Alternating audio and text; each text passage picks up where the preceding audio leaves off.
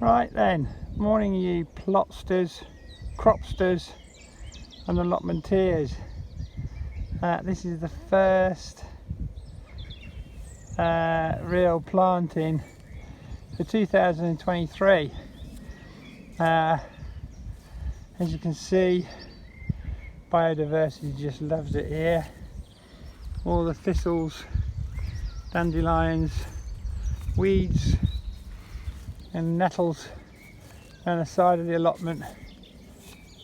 Not edible obviously, but very edible for other plants, insects sorry, and good folic acid in the nettles to stop you getting potato blight. But the edible stuff and the stuff that my wife expects to be neat and tidy, this bit I've been fighting to keep for years, but still managed to keep hold of it. As we go here, obviously before this stage quite a lot of work's been done, like that you can see it. The raspberry canes that Peter gave us last year, we cut back January, February time. They're starting to sprout up, they've all been fed. They spread like massively, so we can normally give 6-12 cuttings away every year from the little runners. Moving on to the fruit cage that we do keep covered up. In here we've got, well, in there we've got some justerberries, which I think are a cross between a couple of fruits, of which one's a gooseberry, but they're red. Very nice, not the right place in there, so I'm going to have to take that out. Here we've got our blueberries, little seedling from last year as that plant died. Different plant there, which is a newer one. I bought, I think, for the fruit anniversary. And this is one that we inherited from Anne. Peter doesn't like blueberries. That's the healthiest one of them all. In the back there, can't see it very well from that side, we have our very lovely black currants. Always first to get flowers and buds on. As you can see, they are bursting out already, but again, all being well fed. This is the dahlia bed, or was the dahlia bed. Had some dahlias in there last year that we leave in with straw, but I think from experience here the clay 2.5 feet down is quite wet, and they're at the bottom of the hill, so the frost rolls down. So I'm going to lift them from now on. They're too expensive to leave in and lose. First lot of planting this year has to be accredited with our sweet peas. They went in yesterday as seedlings, semi-hardy, so hoping that the 2 4-degree nights this week aren't going to crop them. Those I have to start again. This little bed here has got artichokes from last year. One there, one there, and one there. I think we might have lost 2, but the other ones might come back up. The remnants of our leek bed that need from last year that need digging out. I normally plant about 24-36 leeks, and then we eat them all the winter. They need to come out now so we can feed it, rotivate it, replant it. Here where I'm standing is where our horseradish normally lives. Yep, there it is, just coming through again this year.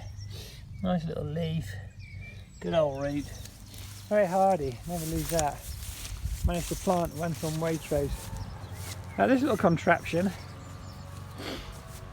is our sweet corn pen and sweet peas. Last year sweet corn were attacked by badgers. This whole bit of fencing from the house and replace the fence. I'm hoping he's going to be man enough to keep the badgers out. Wildflower bed to our left. I planted yellow rattle in there. I've got to sort out the rest of the stuff around there and see what's what. This side's been planted with yellow rattle, then I'll put some wildflowers in. Box hedging from the house. I don't like throwing things away, as Lisa will verify. So I put it down here as a little border to give it another life. Yes, so this is one of the beds that we brought back to life a couple of weeks ago. Garlic and a couple of rows of white onions. First one popping its little face through, so they're obviously happy there. Right, this little bed is red onions. We got them from Burford Garden Centre and they're good quality, so we put them in. However, it looks like a little deer has managed to get into the allotment, which won't impress everybody. To find out where they're getting in and get rid of them. Potatoes, we sort of like tried this technique last year and it seemed to work well. Putting them in bags. The soil afterwards is fantastic, as you can imagine, but crops not as big as putting them in the ground. Earlies and some lates, I believe. Frame's gone up for the runner beans, which we move to a different bed every year. This is our mixed use bed, so any potatoes that were left we put in the ground under the green, and then we've got 2 rows of parsnips either side of the sticks. We're going to try some calciferous vegetables again, so that's your broccoli, cauliflower and the likes, cabbage. Can't really do well with that down here, but Lisa's suggesting we get some cabbage, moth, butterfly netting and build a little practice bed there. If it works, we'll build a bigger frame. And the rest of the beds,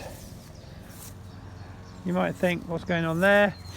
They are weed free, covered in cow manure, fresh cow manure, and ready for planting. We tend to chuck that on in January and let the worms do the rest of the work. The cow manure we get is full of worms, so the worms breed and everything looks great. But it is all looking a bit of a wild and woolly affair at the moment because of all the dandelions. But as we all know, because we're getting told, they're the first flowering, very generous pollinating and pollen providing flowers for the bees, and those were suggested aren't cut for the entirety of May and June, which by then I'll need my daughter to come down with her scythe and cut the grass for us. So that's half an allotment. God knows how people have the time to keep a whole one going, but it's great. We've got a little box there to put stuff in. This year tomatoes are going on that bed, beef ones, cherry ones. I tend to find they grow better outdoors than in. And then we have a plan every year for the allotment where we do lots of different crop rotation to reduce disease, but it really is a rather beautiful place in this little valley. Some people adopt the gravestone technique, other people just make the land barren, lash it down to just soil to keep the grass at bay. Other people have got other techniques. Personally, it's a fantastic multi-generational learning experience. People share a lifetime of knowledge. Like somebody's even planted a Christmas tree and left it to just grow. Not that you're supposed to plant trees down here, but the birds love it. Last year the badgers seemed to love it. It's normally warmer in the summer, less windy, high-wheeled in the background as we look up towards the church.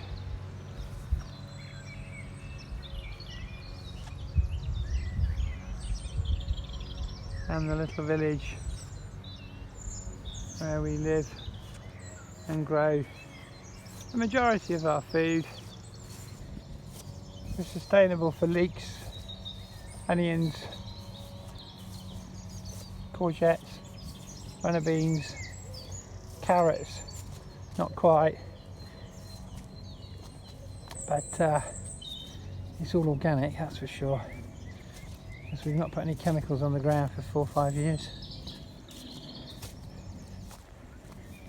Right, I think that's enough. Enjoy. Hopefully you'll have picked up a few tips. Hopefully, maybe that's where the deer's getting in. That needs replacing. That's not doing much, is it? That's supposed to be on the spring, keeping them out, so I guess that's where they're getting in. So yeah, enjoy, and hopefully it'll inspire you to do something in the garden. Raise bed, tubs, or even ask the parish council for an allotment. That's it for now. Enjoy May.